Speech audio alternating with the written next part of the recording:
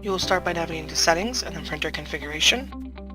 Then we will select Receipt Printers and click the plus Receipt Printer button. Then we will enter in the name of the printer. In this case we will call it Station 1. Next we will select the printer model from the list of available options from this drop-down.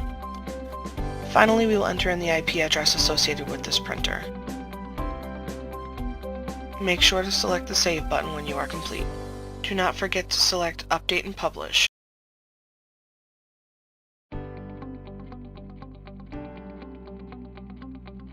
You will start by navigating to Settings and then Printer Configuration. Next you will navigate to Kitchen Printers.